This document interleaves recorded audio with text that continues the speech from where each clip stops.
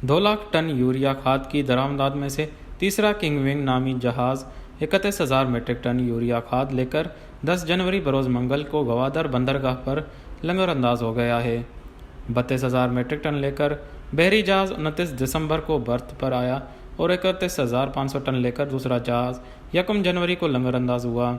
यह पहला मौका है कि गवादर बंदरगाह ने ट्रेडिंग कॉरपोरेशन ऑफ पाकिस्तान को हैंडलिंग, प्रोसेसिंग और इंतज़ामी ऑपरेशन की खिदमात फराहम की हैं, जिसका ताल्लुक पब्लिक सेक्टर से है।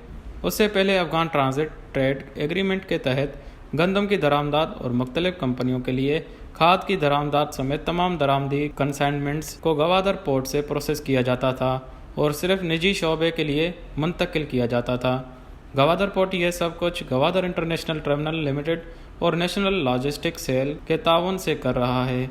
गवादर पोर्ट ने प्राइवेट सेक्टर में अपनी साख बनाई है। Trading corporation of Pakistan Gwadar port से एक केस में 2 लाख टन यूरिया और 4,50,000 टन गंदम अलग केस में दरामद कर रही है।